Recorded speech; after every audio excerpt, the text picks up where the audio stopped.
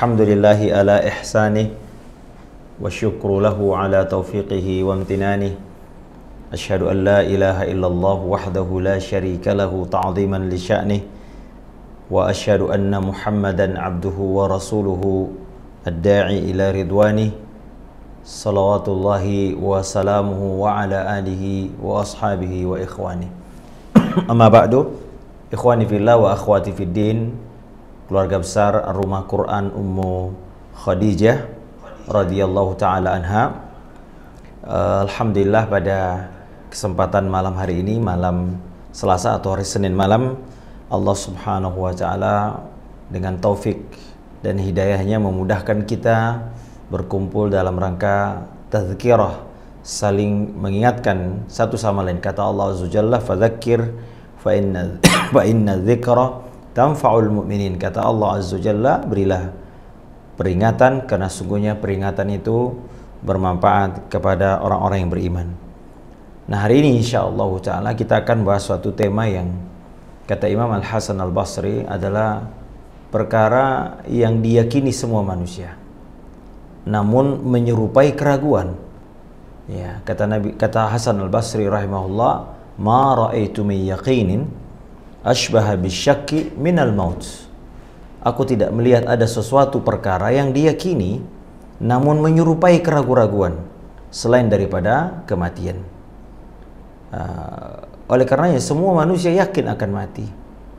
Bahkan orang-orang kafir sekalipun, ya, bahwa mereka ragu-ragu akan adanya kebangkitan. Mereka tidak meyakini adanya yaumul ba'ats, bahwa manusia akan dihisab, dibangkitkan, kemudian dibalas atas amal-amal mereka.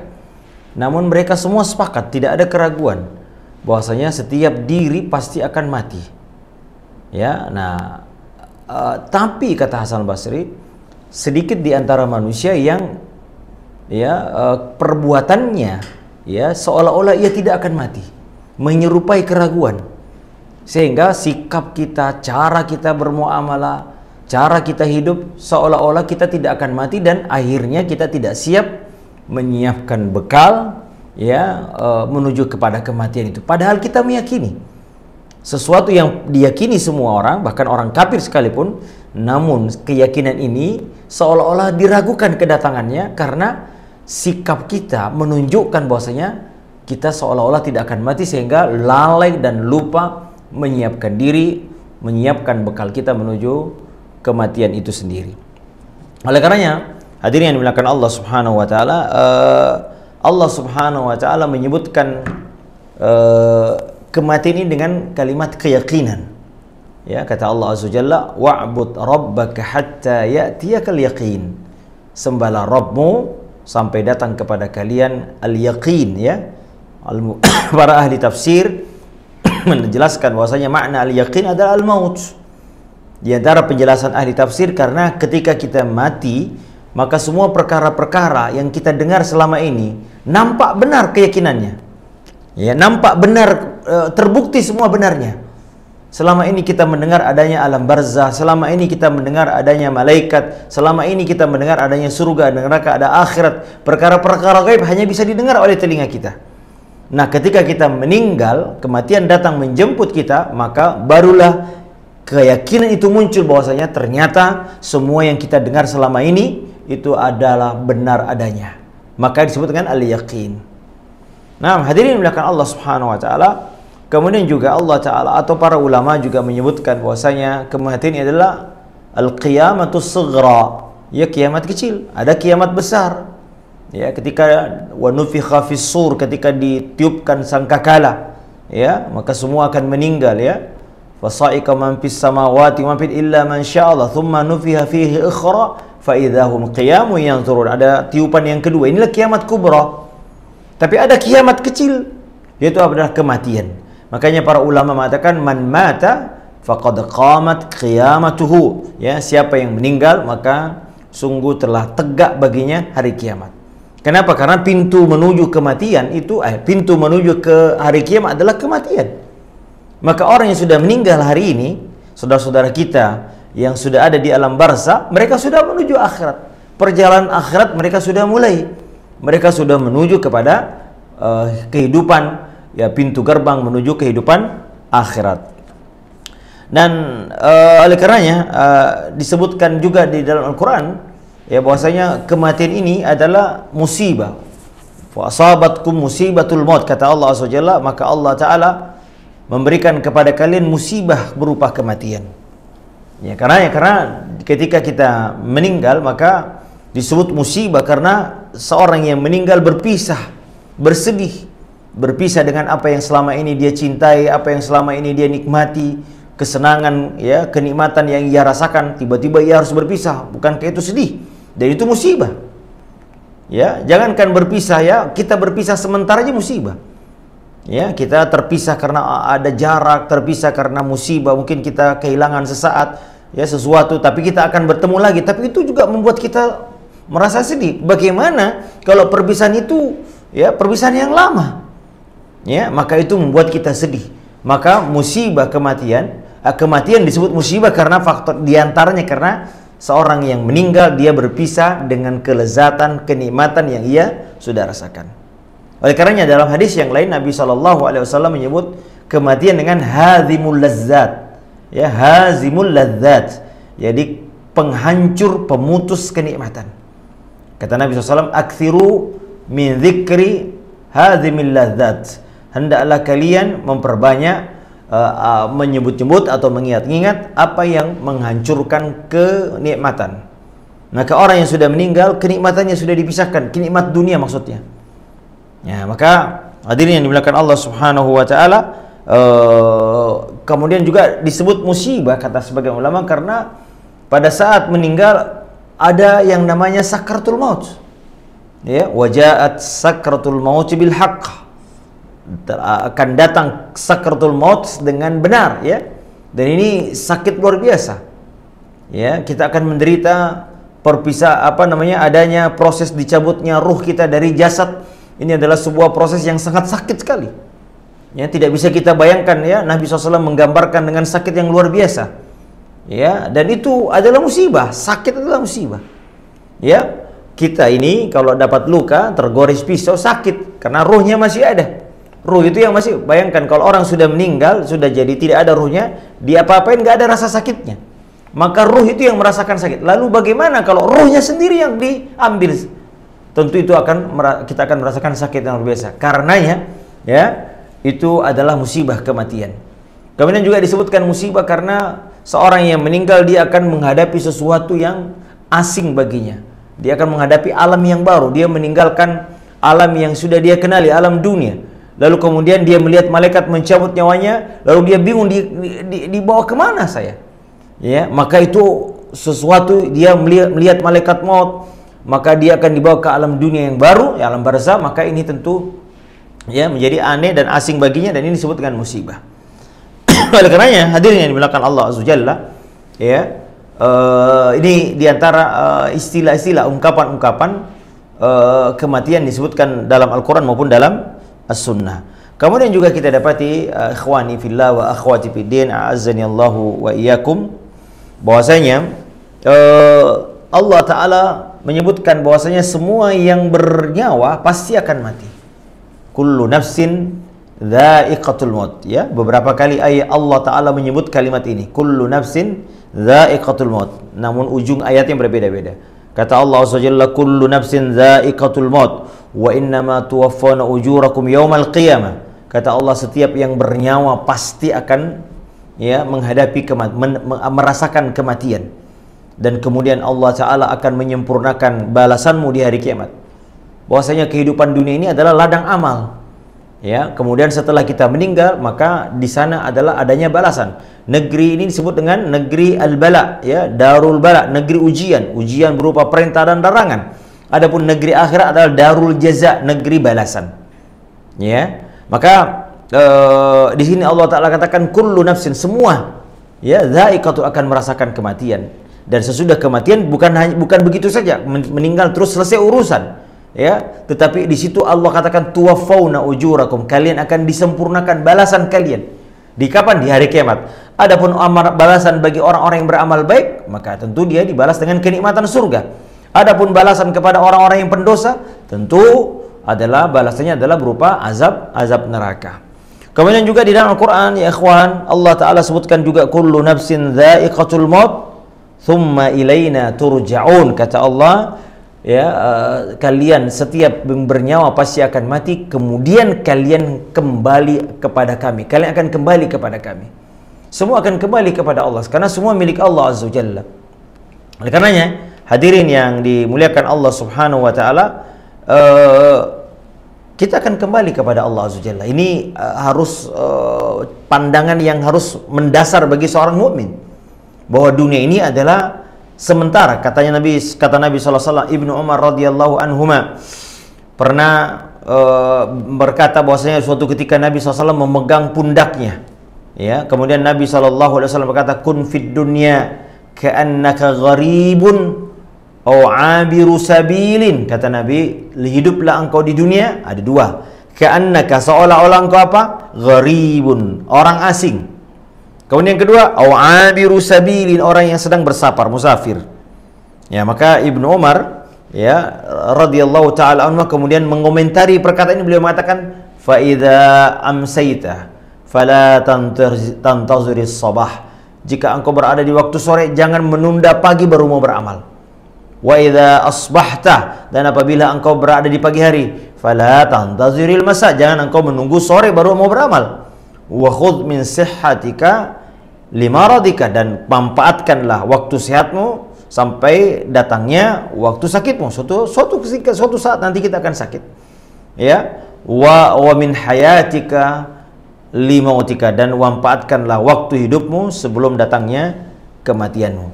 Nah, oleh karena hadirin yang dimuliakan Allah, di hadis ini, ya, Nabi SAW mengajarkan kepada kita bahwasanya dunia bukanlah tempat darul qarar, bukan tempat menetap, ya, bukanlah negeri yang sesungguhnya. Kata Nabi, la aisha illa aishal akhirat, tidak ada kehidupan sejati kecuali kehidupan di akhirat. Di dunia ini ada kekurangannya, ya, kehidupan manusia hidup di dunia tapi kehidupannya tidak sempurna, ya, dan yang maha sempurna hidupnya hanya Allah Ta'ala. Makanya Allah Ta'ala menamakan dirinya dengan Al-Hayyu, yakni yang maha hidup, yakni kehidupannya sempurna. Di dunia ini kehidupan kita tidak sempurna. Ya, kenapa tidak sempurna? Karena kehidupan yang mengenali awal, ada awalnya, kita dulu tidak ada. Hal ata 'alal insani hinun minad dahri lam yakun syai'an madhkura. Telah datang suatu ketika, suatu masa di mana manusia tidak pernah disebut-sebut. Jadi ini ketidakadaan yang parah. Ada sesuatu yang tidak ada masih bisa disebut, tapi manusia jangankan tidak ada disebut pun dia enggak ada yang menyebutnya.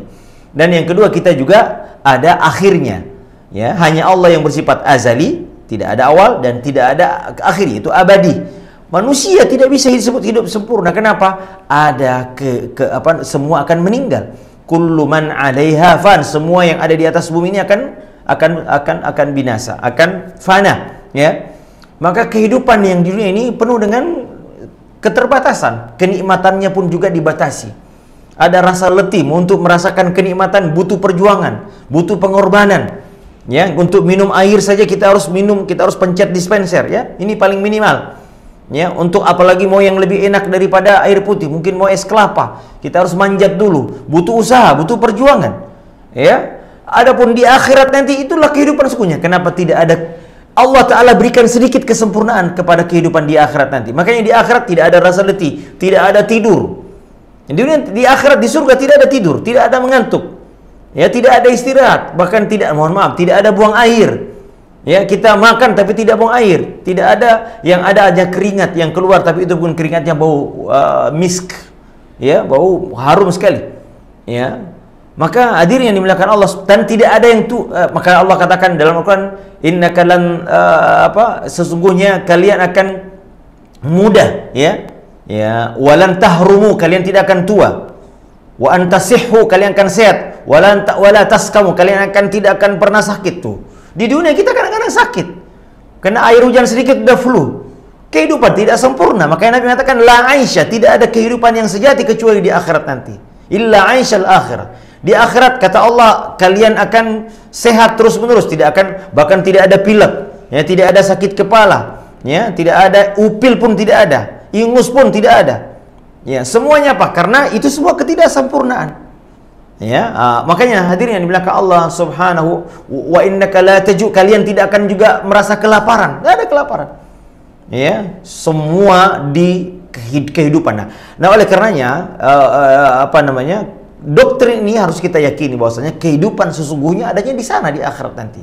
Adapun di dunia, makanya Nabi kita yang mulia sallallahu alaihi wasallam ya mengajarkan kita ya seharusnya ikhwani fillah wa akhwati fiddin, setiap mukmin berada pada salah satu dua keadaan yang tadi disebutkan Nabi SAW. Yang pertama apa? Gharibun, ya orang asing.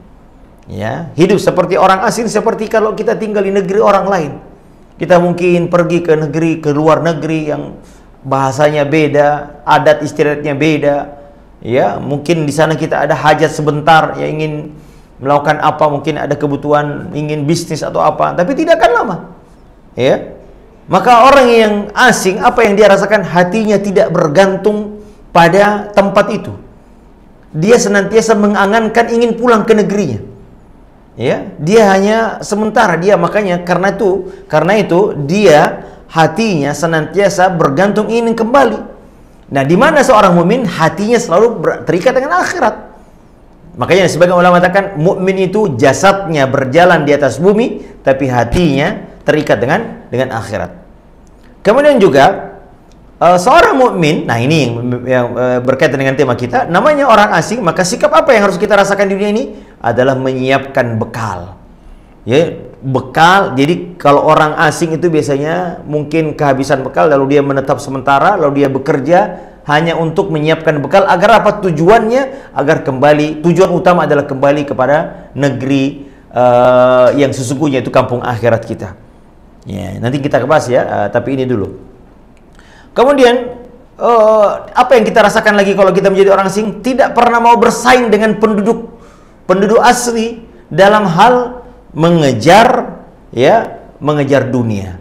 Adapun penggila dunia, ya abna'ud dunia, makanya Ali bin Abu Thalib radhiyallahu ta'ala ya beliau mengatakan dunia ini punya pengikut, akhirat juga punya pengikut. Jadilah engkau pengikut akhirat, jangan jadi pengikut dunia. Kita kalau tinggal di suatu negeri, tidak pernah kita mau bersaing dengan penduduk asli dalam hal dunia. Ya, karena memang mereka, makanya perlombaan seorang mukmin adalah perlombaan dengan orang-orang yang bersama mereka mencita-citakan kembali ke akhirat. Kata Allah, wa fi dzalika falyatanafasil mutanafisun. Hendaklah untuk itulah, itu untuk surga, ketika Allah Ta'ala menjelaskan surganya dengan kenikmatannya, lalu Allah Ta'ala katakan untuk itulah, itu untuk surga itulah hendaknya orang-orang beriman saling berlomba-lomba. Kemudian juga hadirin yang dimuliakan Allah Azza Jalla, di antara sikap seorang yang asing apalagi ya? Seorang asing ikhwan tidak akan pernah merasa gelisah dengan apa yang didapatkan oleh orang yang mendapatkan dunia. Ya, kenapa dia enggak? Kita kalau asing, kita orang mau punya kekayaan apapun, kita enggak gelisah hati kita. Karena mereka memang penduduknya asli situ, adapun kita mau kembali. Ya, makanya hadirin yang dimuliakan Allah Subhanahu wa taala, Nabi Al-Hasan Al-Basri pernah disebutkan dalam Jami' Al-Ulum Al-Hikam, ya, al-mu'minu fid dunya kal gharibu la yajza'u min dhulliha. Seorang mukmin di dunia itu seperti orang asing. La yajza'u min dhulliha. Dia tidak pernah gelisah terhadap orang yang mendapatkan dunia. Ya, la yaghurrannaka taqallubul ladzina kafaru fil bilad mata'un qalil. Kata Allah, janganlah engkau terpedaya dengan apa-apa yang didapatkan orang-orang kafir berupa kesenangan dunia. Itu hanya kesenangan sementara. Ya, wala yunafisu fi 'izziha. Ya, dan tidak pernah saling berlomba dengan penggila dunia. Ya. Lahu sya'nun walin nasi sya'nun. Seorang mukmin ya memiliki urusan sendiri. Ya, orang yang pencinta dunia punya urusan. Adapun orang mukmin lahu sya'nun walin nasi sya'nun, yaitu orang asing ingin kembali kepada akhirat. Masing-masing orang, coba kalau kita tinggal merantau, Pak, ya, kita ini tujuan kita tidak akan pernah terpedaya dengan apa yang orang kampung situ dapat. Karena memang hati kita tidak mau menetap selama-lamanya. Tujuan kita adalah mencari bekal untuk pulang ke akhirat, sehingga seorang mukmin hendaknya tidak gelisah dengan apa yang didapatkan oleh orang-orang yang penggila dunia ini. Hadirin yang dimuliakan Allah Subhanahu wa taala, yang kedua, sikap kedua adalah abiru sabilin. seperti pengembara. Ya, pengembara itu tidak punya niat untuk menetap sama sekali. Kalau tadi gharib menetap tapi sementara. Tapi kalau abiru sabil itu lebih singkat lagi, cuma melewat. Itu paling 1-2 hari. Tapi kalau gharib bisa jadi sebulan, 2 bulan, mungkin beberapa tahun. Tapi tetap tidak ada keinginan untuk menetap. Maka orang seperti ini ya hanya ingin menelusuri jalan, ya hanya singgah sebentar. Kalau di tol itu ada namanya rest area, ya. Orang yang masuk rest area tujuannya hanya mungkin ya ingin beli kopi supaya tidak mengantuk, atau mungkin beli cemilan, atau bahkan mungkin makan yang berat supaya dia bisa tujuannya tetap ingin ke tujuan ke kampungnya. Maka yang pertama tentu adalah terus mencari bekal, ya, untuk safarnya supaya bisa sampai di ujung perjalanan. Dan ujung perjalanan kita tentu adalah masuk surga. Kata Allah Azza wa Jalla, "Faman zuhziha 'anil nar wa udkhilal jannah faqad faz." Barang siapa yang dijauhkan, diselamatkan dari api neraka, lalu kemudian dia masukkan dalam surga, maka itulah keberuntungan. Maka tujuan kita mencari bekal ini, ikhwani fillah wa akhwati fiddin, adalah dalam rangka agar kita bisa sukses, yaitu apa? Masuk surganya Allah Subhanahu wa taala. Setelah Allah taala selamatkan kita dari neraka, kemudian Allah taala sempurnakan kenikmatan itu, yaitu dengan masuk surganya. Kenapa Allah taala menyebutkan zuzya anin nar? Karena semua kita akan melihat neraka. Kata Allah, wa in minkum illa wariduha. Ya, tidaklah di antara kalian kecuali akan mendatangi neraka. Mendatangi maknanya mendatanginya, melewati di atas punggungnya untuk masuk surganya Allah Subhanahu wa taala. Kemudian yang kedua, tidak punya keinginan untuk memperbanyak kesenangan dunia. Karena sibuk terus-menerus dengan dunia, melupakan kita untuk mencari bekal. Nah, ini akan kita masuk. Ini pengantar tadi ya, ikhwan. Nah, inilah makanya coba lihat ya, ikhwani fillah. Nabi SAW menasihati ini siapa? Pemuda Ibnu Umar radhiyallahu ta'ala anhu. Kalaulah nasihat ini diberikan kepada sahabat yang mungkin sudah sepuh, kita katakan wajar. Tapi Nabi SAW memegang kedua pundaknya, seolah-olah ini perkara yang sangat besar, ya. Memang perkara besar, memegang budaya Ibnu Umar yang masih muda dikatakan kun fid dunya, wahai anak muda, ya, gharibun au abiru sabilin. Nah, oleh karenanya hadirin yang dimuliakan Allah Subhanahu wa taala, inilah yang akan kita bahas, apa saja ya yang harus kita bekal. Jangan lalai, ikhwah. Jangan kita lupa bahwasanya perjalanan sesungguhnya, kehidupan sesungguhnya adalah kehidupan di akhirat nanti. Maka janganlah kita, atau istilah agama itu, jangan panjang angan-angan. Ya. Jika kita berada di petang hari menunggu sampai pagi hari, ya, baru mau, ini kan panjang angan. Besok panjang angan itu maksudnya makanya ada 3 orang, ada kisah disebutkan dalam beberapa kitab. Ya, dia bilang, apa keinginanmu, apa cita-citamu? Dia bilang, tidaklah berada di suatu pekan kecuali saya mungkin itulah pekan terakhir bagiku. Ya, lalu kamu apa? Ya, tidaklah saya berada dalam satu hari kecuali hari itu saya meyakini jangan-jangan itu adalah hari terakhirku. Ditanya apa cita-citamu, apa keinginanmu? Nah, kemudian yang ketiga ditanya, lihat nih apa yang ketiga. Kata beliau, bagaimana saya mau punya cita-cita dan angan-angan yang hati dan jiwa ini ada di tangan Allah Subhanahu. Ini ya larangan kita. Bagaimana mau kadang-kadang kita ini mau punya ini, mau bangun bisnis, mau ini, mau punya cita-cita, panjang angan. Padahal semua itu ya terbatas dengan hanya ajal kita. Ya, ada ajal. Makanya Nabi sallallahu alaihi wasallam pernah menggambarkan garis, lalu ada kotak melewati garis itu. Kata Nabi SAW, ya, inilah angan-angan. Dan garis itu adalah, kotak itu adalah ajal kita. Itulah adalah ajal kita. Makanya Imam Ahmad rahimahullahu ta'ala pernah ditanya tentang apa itu zuhud, ya. Ya, kata beliau, kisrul amal, atau kisarul amali, yaitu pendeknya angan-angan. Ya. Man idza asbaha qala la umsi qala wa hakadha. Ya, kata beliau mengatakan, ketika berada di pagi hari, ia berkata, ya, la umsi, maka aku tidak menunggu sampai sore hari. Ya. Tapi hadirin yang dimuliakan Allah Subhanahu wa taala, apa saja hal-hal yang menjadi concern kita agar kita betul-betul memiliki bekal terbaik, ikhwan, a'azani Allah wa iyyakum.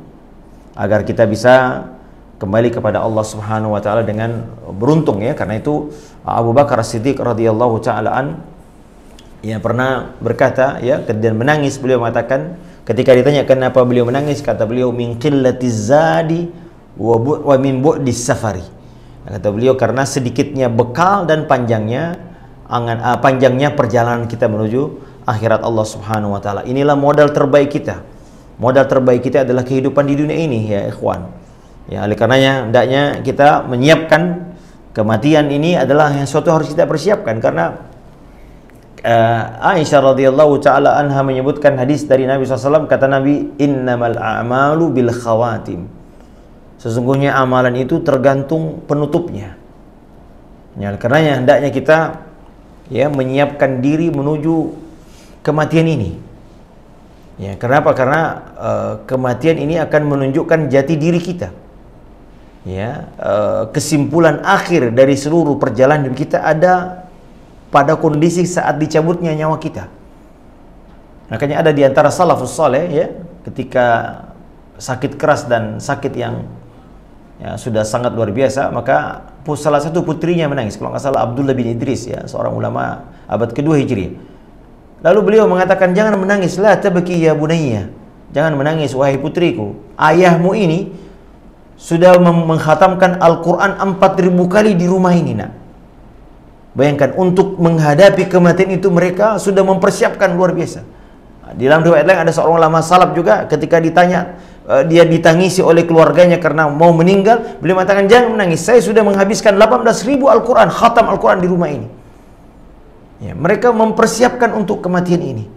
Karena kematian itu apabila datang, ya maka apa yang kondisi, maka Allah katakan, wa ma tadri nafsun bi ayyi ardin tamut. Tidak ada seorang pun yang tahu, seorang jiwa pun tahu di mana, di bumi mana dia akan meninggal. Sebagian ahli tafsir mentafsirkan bahwasanya makna di bumi mana dia meninggal, maknanya dia tidak tahu bagaimana kondisinya ketika dia meninggal di bumi itu. Apakah su'ul khatimah atau husnul khatimah? Ya sederhananya ikhwan, hendaknya kita mempersiapkan diri ketika kita dicabut nyawa kita, kita dalam keadaan bertakwa, beriman kepada Allah Azza wa Jalla, beramal soleh kepada Allah Azza wa Jalla. Maka kalau ini penutupnya, maka Allah Ta'ala akan mudahkan perjalanan kita, itulah husnul khatimah. Ya, adapun su'ul khatimah, dicabut nyawa kita dalam keadaan melakukan keburukan, musyrik atau kafir, ya, ini yang paling top nih, atau melakukan dosa, maksiat. Kata Nabi SAW, yub'atsu kullu 'abdin yaumal qiyamah ala ma mata alaih. Kata Nabi SAW, manusia akan dibangkitkan di hari kiamat sebagaimana keadaannya ketika dia meninggal. Al-Imam Al-Munawi rahimahullah ketika menjelaskan hadis ini, mengomentari hadis ini, mensyarah hadis ini, beliau mengatakan, au mata ala ma asya alaih. Manusia akan diwafatkan di atas kebiasaannya. Wa yub'atsu ala dzalika, dan dia dibangkitkan dalam keadaan seperti itu. Baik hadirin yang dimuliakan Allah Subhanahu wa taala, oleh karenanya ya, janganlah kita tertipu dengan apa yang kita rasakan sekarang ya ikhwah. Karena kita tidak tahu di mana ujungnya. Karena bisa jadi ya, kalau menurut hadis ini su'ul khatimah atau husnul khatimah, ada sebuah kisah yang sangat menakjubkan ya ikhwah. Yaitu kisah yang diceritakan oleh seorang sahabat bernama Sahal bin Sa'ad radhiyallahu taala anhu. Kata beliau, waktu perang Uhud, ada seorang laki-laki yang berperang dengan gagah berani. Ya. Maka ya, Nabi SAW mengatakan, man ahabba ay yanzura ila rajulin min ahli nar falyanzur ila hadha. Siapa yang ingin melihat salah satu penduduk neraka, lihat laki-laki ini. Ya. Fatabi'ahu rajulun, maka kata Sahal bin Sa'ad, ada seorang yang menguntitnya. Kok bisa disebut penduduk neraka padahal dia berada di barisan kaum muslimin dan dia membela, berperang. Bayangkan ya. Tapi ternyata setelah diikuti suatu momen dia terluka parah kan.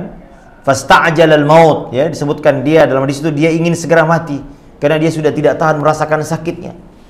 Maka kemudian dia mengambil pedangnya, lalu dia menindihnya, lalu kemudian pedangnya masuk menusuk punggungnya dan dia meninggal dalam keadaan bunuh diri. Maka Nabi SAW mengatakan, apa kata Nabi? Innal 'abda la ya'malu bima yaron nas bi amali ahli jannah wa huwa min ahli nar. Kata Nabi, ada orang yang melakukan amalan-amalan penduduk surga menurut pandangan manusia. Ya, ini menunjukkan bahwa bisa jadi seorang melakukan amalan baik menurut kita, artinya dia ingin mencari wajah manusia, bukan mencari wajah Allah Azza wa Jalla. Nah, maka Nabi mengatakan sesungguhnya dia adalah seorang penghuni neraka. Ya, maka hati-hati, lihat nih, seorang yang berada di barisan kaum muslimin membela agama Allah Azza wa Jalla, tapi kita nggak tahu ujungnya seperti apa. Maka ikhwan, jangan kita terpedaya dan merasa aman dengan apa yang kita rasakan hari ini. Ya. Adik-adik penghafal Quran hari ini menghafal Quran.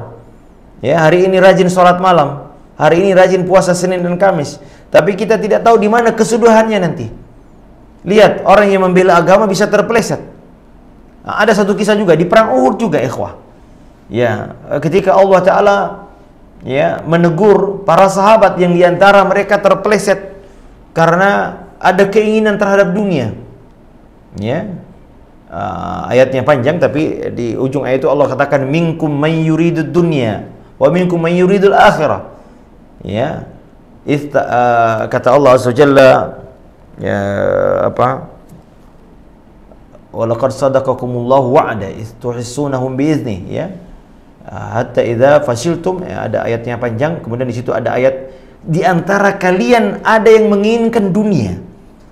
Bayangkan para sahabat. Makanya Ibnu Mas'ud radhiyallahu taala anhu mengatakan, aku nggak pernah menyangka ada di antara kami yang tergoda dengan dunia hatinya ketika perang Uhud, kecuali ketika ayat ini turun menjelaskan itu.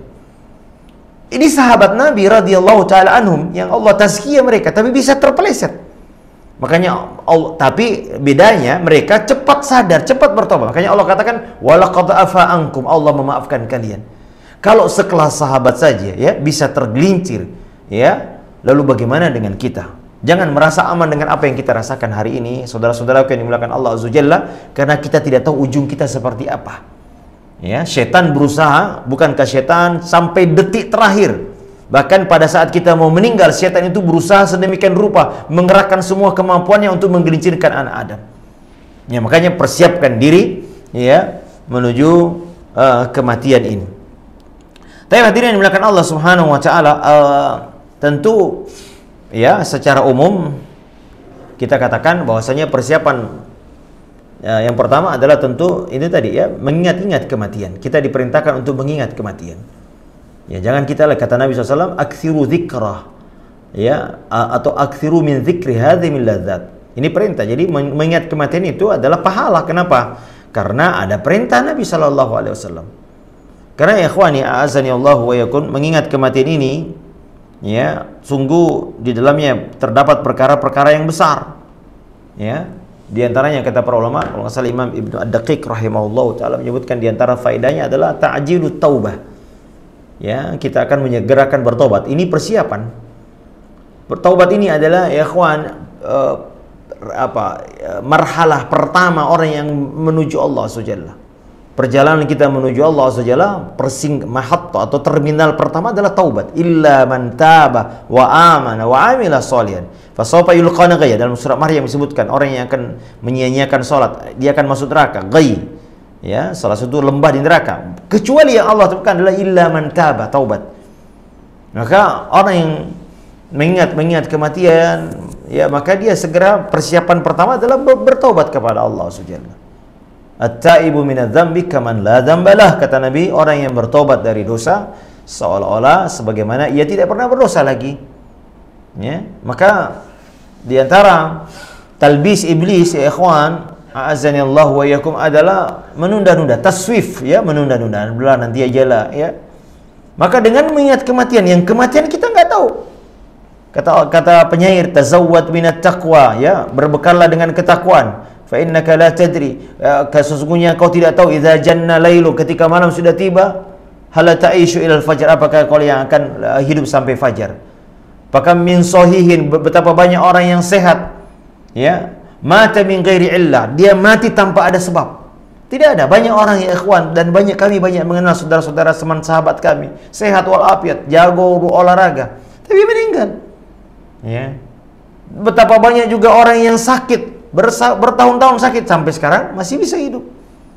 Lalu kata pengen, oh kami betapa banyak pemuda ya tertawa terbahak-bahak pagi, padahal kain kafannya sudah disiapkan. Kita nggak tahu di antara kita, saya atau kita semua ini, sebetulnya kain kafan kita sudah ada di suatu tempat, karena kematian kita sudah sangat dekat. Ya, dan betapa banyak pengantin dihias, ya, tapi sesungguhnya ia tidak sempat merasakan kenikmatan pengantinnya. Kenapa? Karena sudah kematian sudah menjemputnya. Maka ya ini ta'jilut taubah, ya. Kemudian yang kedua adalah merangka tasyyi', yaitu tansyid, yaitu memberi kita semangat untuk beribadah. Nabi SAW mengatakan, "Sholli salatan muwaddi'." Salatlah engkau seolah-olah itu salat terakhirmu. Maka dengan mengingat kematian, maka ya kita akan merasakan bahwasanya ini adalah ibadah terakhirku. Lihat kalau ada orang yang mau dieksekusi, mau dipenggal lehernya karena hudud atau qisas, ya. Maka ketika dia disuruh sholat, pasti dia merasakan khusyuk sekali, karena ini dia tidak akan sholat lagi setelah itu. Maka diantara keutamaan atau faedah mengingat kematian adalah agar kita merasakan ibadah ini terasa bersemangat untuk melakukannya. Ya. Kemudian yang ketiga, ikhwan a'azani Allah wa iyyakum, diantara faedah mengingat kematian adalah qanaah, merasa redha dengan apa yang Allah tetapkan. Kita nggak serakah. Ya, sebaliknya orang yang tidak pernah mengingat kematian serakah.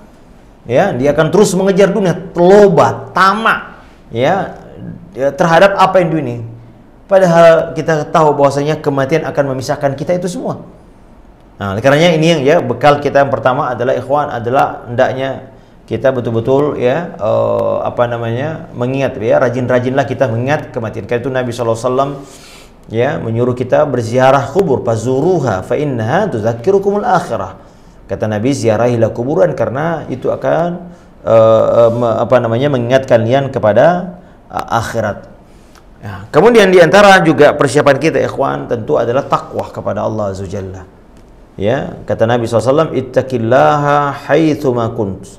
Ya, bertakwalah kepada Allah, ya, sampai dimanapun engkau berada. Karena takwa ini, ikhwan, azanillahu, ya, adalah yang menjadi tameng kita dari siksa. Itu makna takwa. Takwa adalah melindungi, menjaga kita dari azab Allah. Apa intinya? Menjauhi dosa, menjauhi maksiat, karena maksiat yang akan mengkonsekuensikan adanya siksa. Ya, nah maka jauhi ini. Ya, maka hendaknya kita, ikhwan azani Allah wa yakum, janganlah karena apa yang menyebabkan manusia disiksa di hari kiamat adalah karena dosa. Maka takwa adalah tameng kita. Ya, makanya makna takwa adalah diantara ungkapan para salaf tentang takwa adalah ketika engkau berjalan dan di jalan itu banyak duri, apa yang kita lakukan? Tentu berhati-hati. Nah, duri ini adalah semua perkara yang bisa menjatuhkan kita kepada kebinasaan, dosa, maksiat, itu hati-hati. Ya, maka hendaknya kita betul-betul ini bertakwa kepada Allah Subhanahu wa taala, karena inilah Allah Subhanahu wa taala seringkali mewasiatkan takwa, ini takwa, bertakwalah, usikum bitaqwallah. Nabi SAW sering ketika khutbah hajah ini, karena takwa ini adalah tameng, ya, perisai kita daripada murka dan siksa Allah Subhanahu wa taala. Kemudian diantaranya juga hadirin yang dimuliakan Allah Subhanahu wa taala, tadi sudah bertaubat, ya.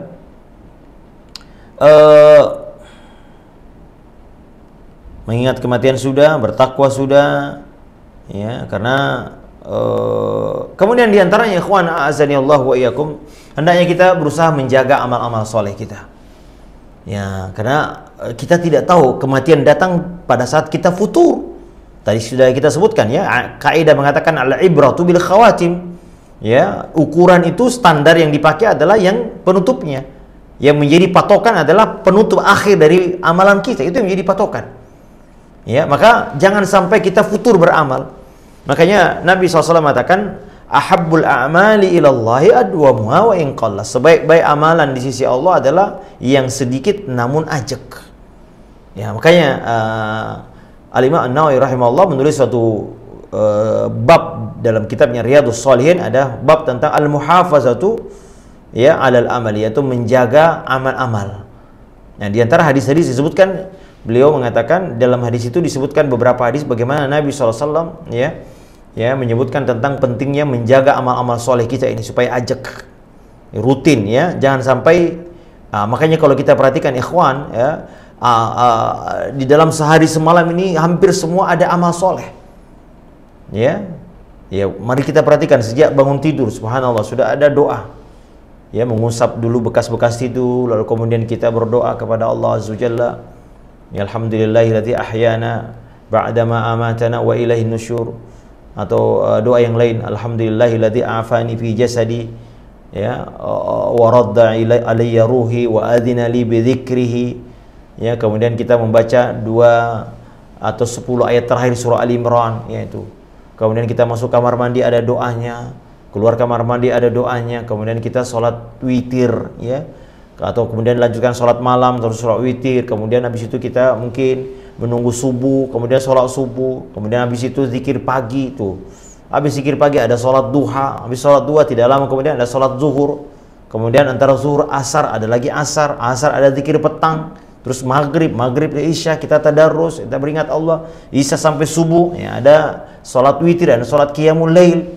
Hampir-hampir tidak ada kesempatan kita untuk, belum lagi amalia-amalia sunnah yang lain, ikhwan. Ada sholat, kalau ada puasa Ramadan sekali setahun, ini ada puasa Senin Kamis, ada puasa Yaumul Bid, haji sekali seumur hidup, tapi ada umrah. Maka Nabi SAW mengatakan, tabi'u bainal haji wal umrah. Kata Nabi, ikutilah haji dengan umrah. Ya, makanya ada sholat juga, ada sholat ba'diyah, ada qabliyah. Jangan sampai, makanya Nabi SAW disebutkan Aisyah radhiyallahu ta'ala anha, kalau beliau terluput dari sholat malamnya, maka beliau mengganti, ya, di siang hari dengan 12 rakaat. Bayangkan, jadi dalam rangka menjaga amal. Kadang-kadang kita kalau nggak sholat ya sudah, ya udah, harus ada. Maka kita apa ganti supaya apa? Menjaga kontinuitas amal ini. Ya, kata Nabi SAW juga, man nama an hizbihi, siapa yang tertidur dari hizibnya, ya, ini amalia rutinnya sebelum tidur, ya, mungkin dia baca Quran atau mungkin sholat witir atau yang lainnya, dan dia tertidur dan luput, kata Nabi, hendaklah dia menggantinya, ya, di waktu pagi sampai zuhur, itu waktunya. Ya, jadi menjaga amalan ini, makanya Nabi SAW pernah menegur Abdullah bin Amr, ya, kata Abdullah bin Umar, afwan, ya Abdullah, la takun mislu fulan, jangan kau seperti si fulan, karena yaqumul lail, dulu rajin sholat malam, fatarakahu, lalu dia meninggalkannya. Maka hendaknya kita, ikhwan, azanillahu yakum, menjaga, ya, terutama sholat 5 waktu, ya, sholat 5 waktu ini. Ya, kemudian membiasakan amal-amal soleh, ya, merutinkan, menjaga sunnah-sunnah Nabi. Ini pentingnya kita menghidupkan sunnah, ya, makanya pengetahuan tentang sunnah ini penting, ya. Ada sunnah ini, sunnah itu, karena dalam 24 ini banyak amalia-amalia. Yang mana yang terbaik adalah amalia sunnah yang datang dari Nabi SAW di waktu yang sudah disunnahkan. Ya, itu, ya, perlu ilmu memang, ya. Kemudian juga ikhwan azanillahu wa iyyakum, hendaknya kita senantiasa merahasiakan amal-amal kita. Ini bekal kematian, karena manusia akan diwafatkan di atas kebiasaan amal-amal yang dia rahasiakan. Ya, tadi kalau kita lihat ayat yang Nabi SAW mengatakan pima yabdun nas atau pima yaron nas, orang yang melakukan amalan surga menurut kita, kata Allah, kata Nabi SAW. Ini menunjukkan bahwasanya orang yang riya ketika beramal, Allah Ta'ala akan matikan dia di atas borok rahasia di mana dia melakukan itu karena bukan karena Allah Subhanahu wa Ta'ala. Makanya Nabi SAW mengatakan, man istata'a an takuna lahu khabi'atu min amalin shalih, barang siapa di antara kalian yang mampu untuk memiliki amal saleh yang tersembunyi, khabi'ah, falyaf'al, maka hendaklah dilakukan. Ya, karena sebab di antara sebab terjerumusnya seorang dari su'ul khatimah adalah melakukan dosa, ya, yang tersembunyi, amal-amal yang tersembunyi. Nah, sebaliknya orang yang bisa diantara kiat meraih husnul khatimah adalah melakukan amal-amal yang baik, yang orang lain tidak mengetahui kecuali kita dengan Allah Subhanahu wa Ta'ala. Baik, hadirin yang dimuliakan Allah Subhanahu wa Ta'ala, diantaranya juga hadirin yang dimuliakan Allah Subhanahu wa Ta'ala adalah melakukan amal-amal yang sifatnya jariyah, ya, amalia yang sifatnya jariyah, yang tidak hanya selesai di saat itu juga, tapi dia memiliki mengalir pahalanya sampai hari kiamat nanti. Mari kita lihat, ikhwan azanillahu wa iyyakum, apa saja Nabi SAW mengatakan, misalnya sab'un yajri lil abdi ajruhunna. Kata Nabi SAW, ada 7 amalan yang akan mengalir pahalanya bagi seorang hamba. Wa huwa fi qabrihi ba'da mautihi, sedangkan ia berbaring di kuburnya setelah kematian. Apa yang pertama, ikhwan? Yang pertama disebutkan, Nabi mengatakan, man 'allama ilman, mengajarkan ilmu. Ya, beruntunglah kita, makanya Nabi SAW mengatakan, khairukum man ta'allama al-Qur'ana wa 'allama, sebaik-baik kalian adalah orang yang mengajarkan Al-Qur'an dan orang yang belajar Al-Qur'an dan mengajarkannya. Ya, Mengajar ilmu di sini tentu adalah ilmu yang paling bermanfaat dari ilmu syariat. Ilmu ya terutama khususnya ilmu Al-Qur'an. Ya. Ilmu yang dengannya seorang bisa melakukan kewajibannya kepada Rabb-nya. Ya, ilmu tentang Al-Qur'an, ilmu tentang salat, ilmu tentang tauhid, dia mengenal Allah Azza wa Jalla. Ya, yang membuat manusia mengetahui mana jalan yang lurus, mana jalan yang bengkok, mana yang halal dan mana yang haram. Ya, dan ini ya Nabi SAW mengatakan man yuridillahu bihi khaira yufaqihu fid din. Siapa yang Allah Ta'ala kehendaki kebaikan baginya, maka Allah Ta'ala akan membuatnya paham dalam urusan agamanya. Ya, ini maka berusahalah kita minimal ikhwan, akhwat sekalian, kita punya anak-anak ya, ajarkan mereka ilmu yang bermanfaat, dan ilmu ini akan terus mengalir pahalanya selama orang yang diajarkan ini maka akan terus mengamalkannya. Maka Rasulullah SAW adalah manusia yang paling banyak amalnya. Nah, Islam diajarkan oleh beliau. Ya, semua yang kita lakukan ini adalah merupakan jasa dari Rasulullah SAW. Ya, makanya tidak perlu kita kirimkan. Ya, semua amalia kita ini sudah ada pahalanya kepada Nabi kita yang mulia SAW. Ya, maka berusahalah ikhwan ya punya amal solid satu ini ya, mengajarkan ilmu. Apapun yang kita, terutama mengajarkan Quran ya kepada anak-anak kita atau kepada tetangga kita atau kepada keluarga kita ya. Karena bayangkan ya, siapa yang dulu yang mengajarkan kita ngaji? Tentu pahalanya mengalir terus ya. Kita mengaji, kita pakai sholat, kita pakai berzikir, atau kita pakai dakwah amar ma'ruf nahi munkar, maka orang yang pertama kali mengajarkan kita akan terus mendapatkan pahalanya mengalir. Lalu saya mengajar lagi, terus begitu ya. Dari orang yang pertama mengajar, mengalir terus, orang yang diajarkan ngajarin lagi, terus putus. Tidak akan putus. Ya, tidak akan putus. Ya. Kemudian dan itu bisa dengan cara juga, kalau bisa mungkin kita bisa dengan cara membeli buku lalu menaruh di pesantren atau di masjid-masjid, atau membeli mushaf taruh di situ. Ya. Banyak ya, kita mungkin tidak punya kemampuan mengajarkan ilmu, tapi kita bisa dengan cara yang lain men-share ya, misalnya pengajian jadwal-jadwal kajian yang dengannya orang kemudian bisa, kata Nabi, man dalla ala khairin falahu ajru mislu fa'ilihi. Kata Nabi, siapa yang menunjukkan kebaikan maka baginya pahala seperti orang yang melakukannya. Ya, ini ikhwan azani Allah wa yakum. Apalagi sekarang ada media-media sosial ya, kita bisa share ya, kita bisa share kebaikan tentu dengan rujukan yang betul-betul terpercaya ya. Kemudian Nabi SAW menyebutkan ikhwan azani Allah adalah au ajra naharan, mengalirkan air sungai. Ya, sungai ini manfaatnya ya bisa menjangkau semua makhluk, tanaman, hewan ya, dan mereka mengambil manfaat. Ya, ini amalan yang sangat mulia. Makanya Nabi SAW mengatakan setiap hati yang basah ada pahala. Ya, kita memberi minum kucing, memberi minum burung, maka itu akan ada pahalanya. Lalu bagaimana dengan manusia? Kalau dengan makhluk seperti hewan saja itu bisa mendapatkan pahala, lalu tentu kepada istri kita, anak kita ya, tentu lebih utama untuk kita beri makan. Nah, ini ya amalan mengalirkan sungai. Ya, apalagi masyarakat yang susah air ya, karena air ini adalah salah satu penopang, bukan salah satu, penopang kehidupan yang sangat penting ya. Ya, poin terpenting dalam kehidupan kita ini adalah air. Kemudian yang kedua, hafara bi'ran ya. Yang ketiga, maaf, menggali sumur.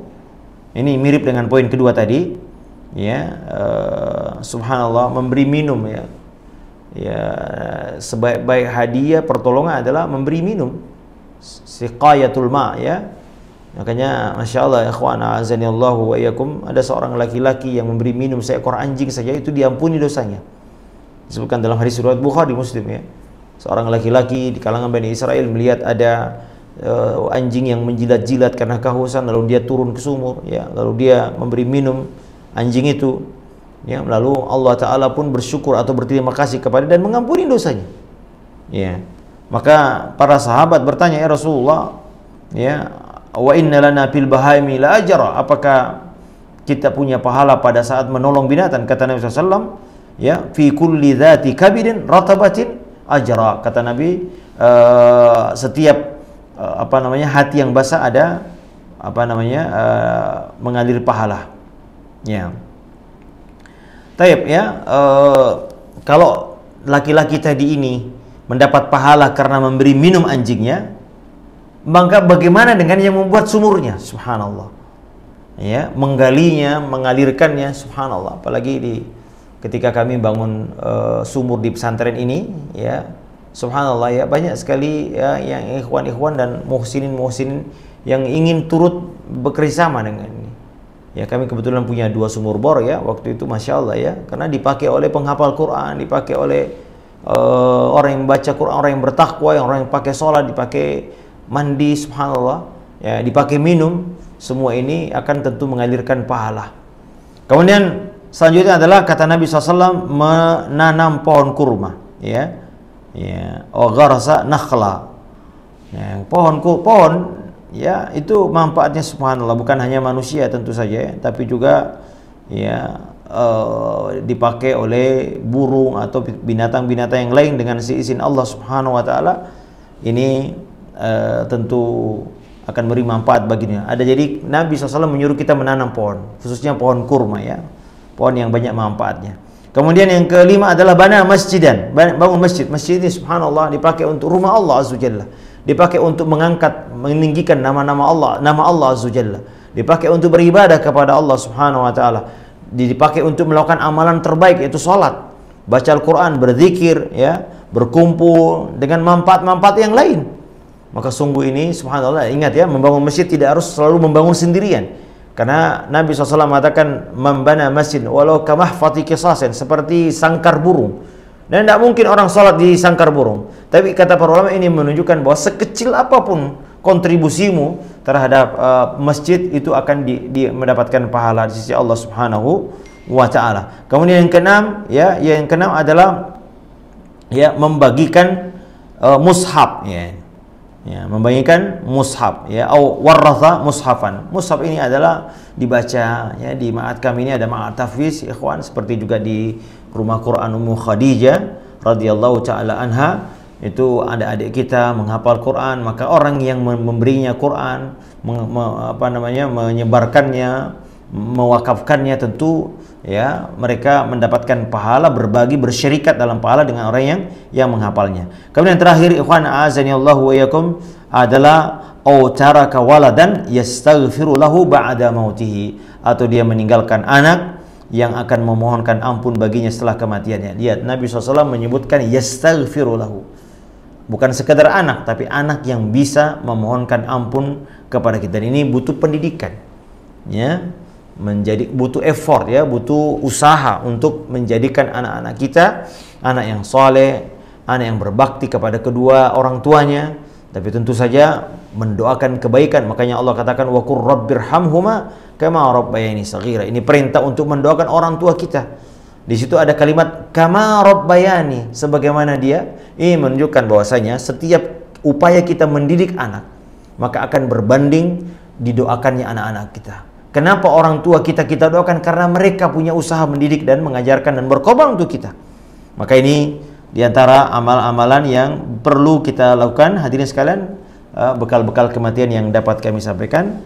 Wassallallahu ala nabiyyina wa ala alihi wa sahbihi wasallam, wa akhiru da'wana anilhamdulillahi rabbil alamin. Kami kembalikan kepada pembawa acara. Tafadhal ya akhi. Alhamdulillah,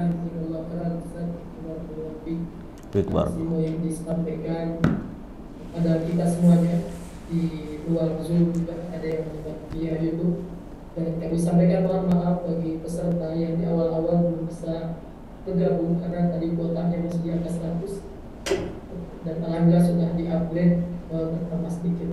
Alhamdulillah. Baik, Bapak Ibu sekalian, peserta Madrasah Sri Malang, Muhammadiyah, Alhamdulillah, kita memasuki sesi tanya jawab.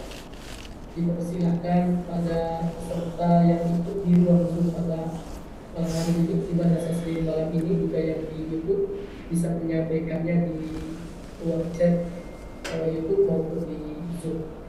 Saya izin menyampaikan ada pertanyaan dari awal, Ustaz. Terkait juga ada kaitannya dengan musibah yang terjadi di Gunung Semeru, Lumajang. Mudah-mudahan saudara kita di sana diberikan ketabahan, kesabaran, juga senantiasa dijaga oleh Allah Subhanahu wa Ta'ala. Ustaz, di saat musibah ujian Semeru di rumahnya, terdengar berita bahwa sang anak berusaha untuk menjaga ibunya sampai dikabarkan meninggal dunia. Yang Anda mau tanyakan, apakah tindakan sang anak sudah benar? Karena sebenarnya si anak bisa ikhtiar untuk menyelamatkan diri agar terus berjalan beramal ibadah. Bagaimana pandangan menurut sunnahnya, Ustaz? Jazakallahu khairan. Beritanya seperti apa? Maksudnya dia ketika gunung ini meletus, ia memilih tinggal bersama ibunya, begitu maksudnya? Kalau yang saya pahami, beliau ingin menyelamatkan berbareng ibunya, padahal dia ada kesempatan untuk pergi dengan kondisinya masih muda. Menyelamatkan barang-barang atau menyelamatkan nyawa ibunya? Menyelamatkan ibunya, Ustaz. Oh, bukan barang-barangnya ya? Bukan. Masya Allah, ini kebaikan, birrul walidain ya akhwah. Ini contoh, Masya Allah, saya sampai merinding mendengar ini. Kalau memang cerita ini benar, Masya Allah, ini contoh anak yang berbakti. Ya, menyelamatkan ibu ya akhi, perintah berbakti kepada orang tua selalu digandengkan oleh Allah Azza wa Jalla dengan perintah beribadah kepada Allah. Wa'budullaha wa la tusyriku bihi syai'a wa bil walidaini ihsana. Hak setelah haknya Allah Azza wa Jalla, kewajiban terbesar kita sesudah haknya Allah itu diibadahi, yaitu apa? Kewajiban kita kepada hak manusia, yaitu orang tua kita. Maka anak ini terpuji dengan tindakannya. Ya, mungkin kita mengatakan dia bisa selamat, kita katakan bisa selamat, bisa tidak. Tapi yang ada di dalam pikiran waktu sang anak ini ketika terjadi ini, dia adalah menyelamatkan ibunya. Ya, dia ingin menyelamatkan ibunya. Mungkin siapa yang tidak, mungkin dia tidak pernah menyangka bahwa itu adalah jalan untuk kematian. Ini kematian menurut dalam hemat kami adalah kematian yang baik, menjaga ibunya. Ya, dan ini betapa sedikit akhlak seperti ini tersisa. Seorang yang mau, makanya Allah Ta'ala katakan, fa imma yablughanna 'indakal kibara. Ya, kata Allah Azza wa Jalla, dan jika salah seorang di antara mereka berada dalam usia kibar, yakni sepuh, indaka, di sisimu. Kata sebagian ahli tafsir, makna indaka menunjukkan bahwasanya perintah untuk menjaga dan berada di sisi ibu. Tempatkan ibumu di sampingmu, di rumahmu. Jangan jauh-jauh dari mereka.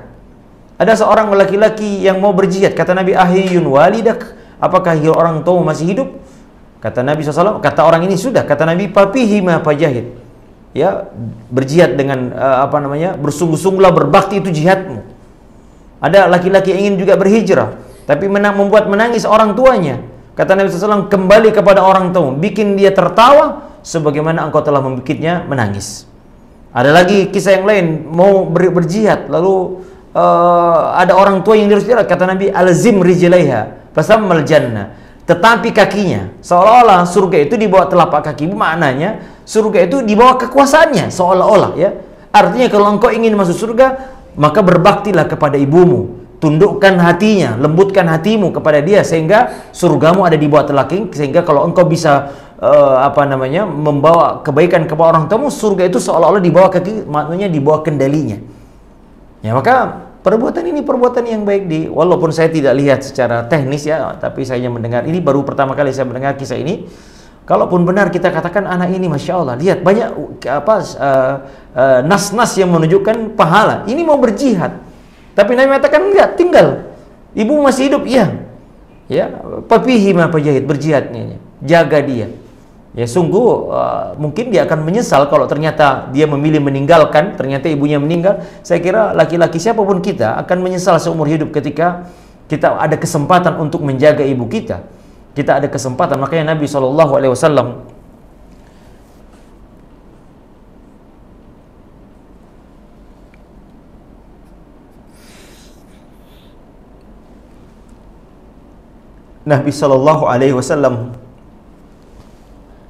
menyebutkan raghima, ampun, sungguh celaka ya.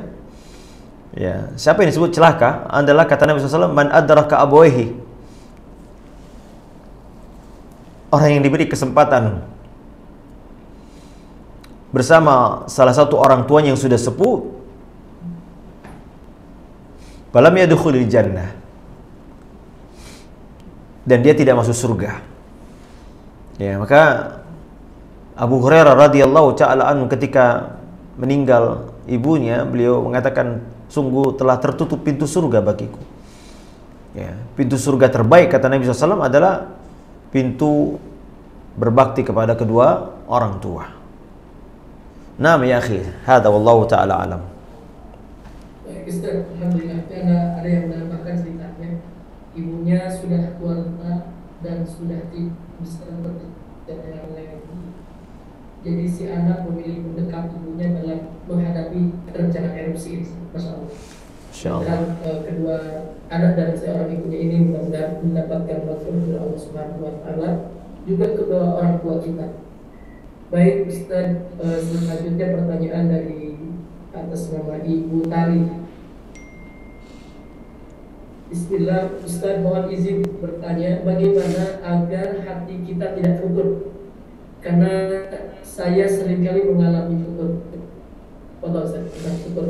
Ya, jangankan kita ikhwan, ini maka Nabi SAW mengatakan istaqimu walan tuhsu, ya, istiqamalah kalian, tapi kalian tidak akan mampu sanggup untuk terus menerus istiqamah. Makanya Hanzalah radhiyallahu ta'ala anhu, ini sekelas sahabat, ya, bilang, nafakah Hanzalah, wahai Abu Bakar, saya ini munafik. Loh, kenapa? Subhanallah, kenapa kau bilang munafik? Ya Hanzalah, ya Abu Bakar, saya kalau bertemu Nabi SAW, beliau mengingatkan kami tentang surga dan neraka, faka'anna ra'ya ainin, seolah-olah aku melihat surga dan neraka itu depan mataku. Tapi kalau saya sudah pulang ke rumah, afasnal azwaj, kami bergaul dengan istri, kemudian dengan keluarga, dengan urusan-urusan dunia begitu, fanasina, kami lupa. Abu Bakar mengatakan, saya juga begitu. Bayangkan, sekelas Abu Bakar pun merasakan. Jadi ini tabiat manusia, memang begitu ya. Ada futurnya, ada. Makanya Nabi SAW mengatakan, likulli amalin fit. Setiap amal itu ada saat-saat semangatnya dan ada saat futurnya. Nah, maka saat futur ini pun harus kita kelola. Ya, maka barang siapa yang dalam futurnya dia berada tetap sunnah, maka Nabi SAW mengatakan saddidu wa qaribu. Apa kata Nabi? Saddidu, benarlah kalian dalam beramal. Wa qaribu, dekati ya. Jangan ditinggalkan sama sekali. Maka berada tetap dengan sunnah. Ya, maka ini insya Allah ya. Maka akhi yang bertanya, ya siapapun kita ini adalah manusia. Penyakit futur ini adalah penyakit yang mungkin tabiat, tapi kita harus berusaha ya ikhwah. Ya, saya ingin mengatakan bahwa itu memang penyakit yang menimpa semua, bahkan sahabat pun ridwanullahi alaihim ajmain juga merasakan, Abu Bakar merasakan, Hanzalah merasakan. Tapi Nabi mengatakan sa'atan fa sa'atan. Semua itu ada saatnya. Kata seandainya engkau seperti itu, walaupun engkau di rumahmu, di atas kasurmu, di jalan-jalan, maka la safahatmu malaikat, malaikat akan memberimu, menjabat tanganmu. Tapi wahai Hanzalah, semua ada saatnya. Ada haknya orang tua kita, ada haknya anak kita, ada haknya suami, ada haknya istri, ada haknya Allah Azza wa Jalla. Semua ada saatnya. Ya, semua ada saatnya masing-masing. Nah, pertama tentu ya hendaknya kita berilmu ya, pertama. Agar semua ini kita ya, ilmu pengetahuan inilah yang, ilmu agama inilah yang kemudian menghidupkan hati kita. Ya, hati ini harus selalu hidup. Makanya Ali bin Abi Thalib radhiyallahu taala anhu mengatakan innal qalba, apa itu, sesungguhnya innal quluba wi'a, sesungguhnya hati ini seperti bejana, fa khairaha au ahalil ilmi, sebaik-baik hati adalah yang paling banyak menampung ilmu. Ilmu itu adalah ilmu qala Allah wa qala Rasul alaihi wassalatu wassalam. Maka ilmu ini ibarat, Nabi SAW mengatakan ibarat hujan. Mathalu ma ba'athani Allahu minal ilmi lahuda kamathali ghaithin asaba ardan. Perumpamaan ilmu yang aku bawa itu Al-Quran dan wahyu, Al-Quran dengan As-Sunnah, seperti hujan yang menimpa tanah. Ya, Al-Quran kalau hujan menyuburkan, menghidupkan tanah, tanah yang kering, maka Al-Quran yang dibacakan, melakukan ta'lim seperti ini, itu menghidupkan hati. Dan hidupnya hatilah yang akan menjadi pokok kebaikan. Pokok dari seluruh kebaikan adalah hidupnya hati. Kata Allah SWT, ya ayyuhalladzina amanu stajibu lillahi walirrasuli idza da'akum lima yuhyikum. Wahai orang-orang yang beriman, penuhilah seruan Allah dan Rasulnya jika ia mengajak kalian kepada apa-apa yang menyebabkan hidupnya hati kalian. Semua perintah-perintah Allah itu dalam rangka apa? Dalam rangka menghidupkan hati. Nah, hati kalau hidup, maka insya Allah dia akan senantiasa ya semangat untuk beramal. Kemudian diantaranya juga ikhwan tentu adalah berada di tempat yang tepat. Ya, berada di tempat lingkungan ini sangat menentukan. Ya, jangankan manusia saja ikhwan, binatang pun mempengaruhi watak. Kata Nabi SAW, al-fakhru wal khuyala, kesombongan dan kekasaran itu milik ahlul wabar, yakni penggembala onta, was-sakinatu 'inda ahlil ghanam. Adapun ketenangan milik penggembala kambing. Jadi bayangkan watak binatang bisa mempengaruhi watak manusia. Lalu bagaimana dengan manusia itu sendiri? Maka kunu ma'as sadiqin, kata Allah, bersamalah dengan orang-orang yang jujur. Ya, agar kita bisa, ya, kalau kita bersama dengan orang yang putur, yang kerjaan cuma main game, acara cuma gibah, ya, kerjaan cuma kuliner ini itu, ya, mengingatkan. Makanya kalau nggak Hasan Al-Basri mengatakan kami lebih mencintai saudara-saudara kami dibanding keluarga kami. Kalau saudara kami bertemu dengannya mengingatkan akhirat, adapun keluarga kami selalu mengingatkan kami dunia. Maka jangan sampai kita keluar dari komunitas yang seperti ini. Kemudian tentu saja adalah berdoa kepada Allah, ikhwah, karena doa ini, hati ini di dalam jari jemari Allah Azza Jalla. Dialah yang menggenggam hati kita. Karena itu Nabi SAW disebutkan salah satu istrinya radhiyallahu taala anha, bahwasanya di antara doa yang paling sering disebutkan Nabi SAW ketika berada di rumahnya adalah ya muqallibal qulub tsabbit qalbi ala dinik. Naam. Hadza wallahu taala alam. Baik, alhamdulillah Ustaz atas jawabannya, jazakumullah khairan. Selanjutnya masih terbuka, kita akan beberapa saat lagi bagi peserta yang gabung di luar Zoom. Para santri juga boleh, silakan para santri, para muslimah yang akan bertanya tentang materi yang disampaikan tentang kematian, apa yang harus kita siapkan, bekal apa yang harus disiapkan menghadapi kematian. Silakan yang akan bertanya, para ibu, para bapak, juga para santri, masih ada kesempatan. Dan barangkali bisa terkadang kalau santri kan masih pada muda juga, yang masih muda ini merasa bahwa dia masih beranggapan karena merasa masih muda, kematian itu banyak yang menimpa yang orang yang tua, sehingga dia banyak juga terhadap kematian. Dan tadi diingatkan oleh Ustaz bahwa jangan berhenti untuk beramal baik. Saat ini boleh jadi kesolehan kita ada, kita beramal soleh, suatu saat ujungnya kita datang. Mohon nasihat bagi para santri, khususnya para penghafal Al-Quran, agar dapat istiqomah di jalan Allah, dan dapat istiqomah bukan hanya saat ini, tapi istiqomah sampai akhir hayat. Barakallahu fiik. Anak-anakku sekalian, para hafizah yang dirahmati Allah Azza Jalla, sungguh antunna semua ini ya merupakan pilihan Allah Subhanahu wa taala. Ya, tentu ini merupakan taufik. Ya, apakah kehadiran antunna semua di Ma'had Tahfiz ini, di rumah Quran ini, tanpa irada dan kehendak Allah Subhanahu wa taala? Tentu tidak. Ya, maka jika Allah, kata Nabi SAW, jika may yuridillahu bi khaira, jika Allah Ta'ala menghendaki kebaikan kepada seorang, maka Allah Ta'ala mudahkan dia belajar agama. Sebaliknya, sebagian ulama mengatakan orang yang Allah tidak kehendaki kebaikan, maka Allah palingkan dia dari belajar ilmu. Maka bersyukurlah anakku sekalian, jika antunna semua ditakdirkan oleh Allah Azza Jalla menjadi penuntut ilmu, maka bersyukurlah kepada Allah atas nikmat ini, karena tidak semua Allah Ta'ala pilih. Di umur-umur seperti antunna yang masih muda-muda ini, ya, saya kira masih di bawah 20 tahun semua ya Ustadz ya? Ya. 18 tahun ke atas. Oh, 18 tahun ke atas. Masya Allah, ini usia-usia yang maka Nabi SAW menyebutkan di antara 7 golongan yang akan dinaungi di hari kiamat. Di antaranya adalah syabun nasya'a fi ibadati rabbih, atau fi ibadatillah, atau pemuda yang tumbuh di dalam ibadah kepada Allah Azza Jalla, dan ini sulit menemukan. Makanya dalam hadis yang lain Nabi sebutkan bahwasanya Allah takjub, ya, Allah tabaraka wa taala takjub kepada seorang pemuda yang bisa menjaga kesucian dan kehormatan dirinya. zaman ini ya akhi, ya ukhti, ya agak repot, ya agak berat menjaga iffah kita, ya kesucian diri, kehormatan diri kita, karena begitu banyak syubhat, syahwat merajalela di sekeliling kita. Benda HP yang ada di depan kita ini, subhanallah, sungguh ya menjadi bencana dan musibah bagi siapapun sekarang.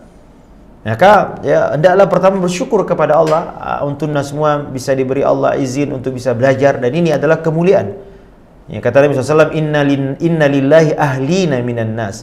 Sesungguhnya Allah Ta'ala memiliki keluarga dari manusia. Siapa mereka? Kata para sahabat, kata Nabi SAW, hum ahlul Quran. Mereka adalah orang yang ahlul Quran, orang yang membaca, mentadabburi, menghafal, dan juga tentu saja adalah mengamalkan Al-Quran itu sendiri. Nah, kemudian ya masa muda ini adalah masa yang akan dipertanggungjawabkan di hari kiamat, ya ikhwah. Hendaknya ya janganlah merasa, lihat nasihat Nabi SAW mengatakan, kun fid dunya ka'annaka gharibun aw abiru sabilin, adalah kepada sahabat Abdullah bin Umar. Abdullah bin Umar sahabat muda, ya masih muda waktu dia dinasihati seperti ini. Maka tentu ya nasihat ini bukan kepada orang tua. Anak-anak muda zaman sekarang ini, akhi, kata Nabi SAW, la ya'ti zamanun, tidaklah akan datang zaman kecuali lebih buruk daripada sebelumnya. Ini merupakan dalil bahwa zaman terbaik adalah zamannya salafus saleh, zamannya sahabat, tabi'in, tabi'ut tabi'in. Adapun terus-menerus ini zaman antunna nanti ini, ya itu adalah lebih buruk daripada zaman dulu. Dulu belum ada HP, belum ada internet, belum ada medsos. Orang tidak begitu banyak melihat dosa. Orang sudah selesai sholat isya langsung tidur. Setelah itu muncul TV, orang mulai nonton sinetron. Ya masih terbatas dosa-dosanya ya. Tapi setelah itu bukan hanya TV, sekarang ada internet. Bukan hanya internet, sekarang ada HP. Subhanallah, luar biasa. Oleh karenanya anak-anakku sekalian ya, hendaknya ya antunna semua ya bersyukur kepada Allah Subhanahu wa taala, memanfaatkan waktu ini ya untuk apa? Untuk mencari bekal kebaikan, karena kebaikan itu ya tentu di waktu muda lah saatnya tepat untuk menanamnya. Kata para ulama ya, at-ta'allum ya, belajar ilmu di waktu kecil ya, kan naqsi 'alal hajj, sebagaimana kita menulis di atas batu. Adapun kalau sudah tua seperti saya ini ya, itu seperti menulis di atas air, cepat hilang. Maka saat-saat seperti ini anak-anakku sekalian ya, ada saat terbaik, bersemangatlah kalian untuk menuntut ilmu. Jangan merasa minder dengan teman-teman yang di luar sana, mungkin hari ini dia main game, dia pacaran, kiri kanan nonton bioskop. Ya, Allah Ta'ala jika menghendaki kebaikan, maka Allah Ta'ala mudahkan kita. Antunna semua bisa belajar di rumah Quran Ummu Khadijah ini adalah murni karena kehendak dan pilihan Allah Subhanahu wa Ta'ala. Oleh karenanya jangan sampai kita ini kufur nikmat dari Allah Subhanahu wa Ta'ala. Hadza wallahu ta'ala a'la wa alam. Wa sallallahu ala nabiyyina wa ala alihi wa sahbihi wa sallam.